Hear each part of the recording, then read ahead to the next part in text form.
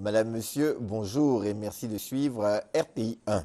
Le président Alassane Ouattara se rend aujourd'hui à Lomé, dans la capitale togolaise. Il va rencontrer son homologue Faure Eyadema. Et c'est du Nigeria que le président de la République part au Togo. Hier à Abuja, il a pris part à la 43e session ordinaire de la conférence des chefs d'État et de gouvernement de la CEDEAO. La paix et la sécurité dans la sous-région ainsi que l'intégration sous-régionale était à l'ordre du jour.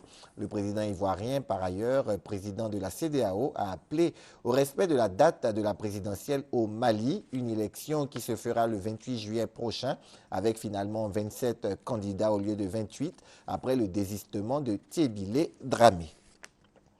La sécurité dans la sous-région est justement mise à mal en Guinée. Le sud-est du pays est en proie à des violences interethniques depuis lundi.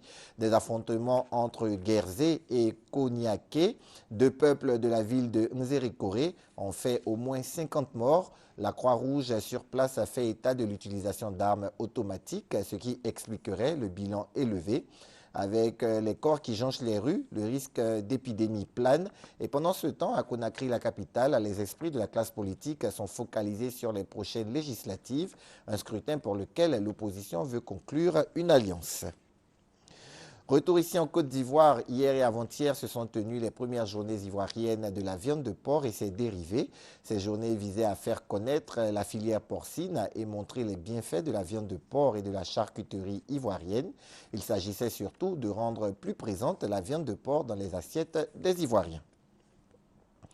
Et puis les autorités ivoiriennes sont déterminées à faire barrage au grand banditisme. Les forces militaires seront mises à contribution pour traquer les coupeurs de route. D'ailleurs, le Centre de coordination et de décision opérationnelle, le CCDO, vient de mettre la main sur un gang. Les présumés bandits ont fait des braquages sur les axes Boaké-Djebonois et Ferkessédougou-Kong. Ils sont organisés pour mener d'autres sombres opérations quand ils ont été arrêtés. Ce sont au total 7 présumés bandits sur 16 recherchés qui ont été arrêtés par le Centre de coordination et des décisions opérationnelles CCDO.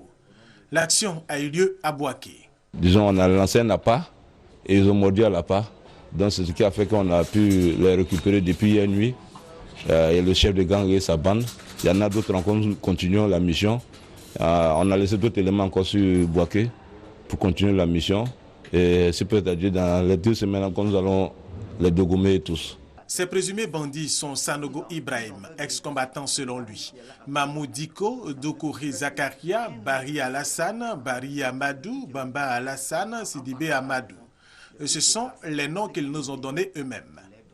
Les 6 derniers cités, selon le CCDO, sont des peuls bouviers qui seraient devenus des braqueurs de grands chemins. Les 2 dernières attaques avec le gang ont eu lieu sur l'axe Congo-Ferkessédougou au nord, Boaké-Djebonois au centre de la Côte d'Ivoire. Le reste de la bande est recherché par le CCDO. En attendant, ceux qui viennent d'être arrêtés seront mis à la disposition du service des enquêtes de la police ivoirienne. En République démocratique du Congo, au moins 130 morts dans les combats en 24 heures autour de la ville de Goma. Les affrontements les plus violents depuis 9 mois entre l'armée congolaise et les rebelles du M23. Rebelles et gouvernement se rejettent à l'initiative de la reprise des combats. La population locale a quant à elle déserté les lieux et face à l'intensité des violences, l'ONU prévoit employer la force armée.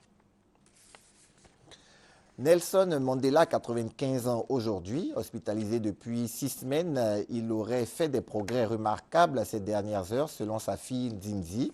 Depuis 2010, le 18 juillet, jour de l'anniversaire de l'icône de la lutte anti-apartheid, a été déclaré Mandela's Day par les Nations Unies.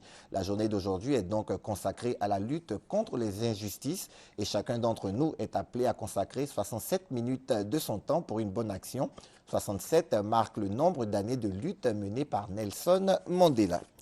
Voilà, on se retrouve à 13 h pour le journal. À tout à l'heure.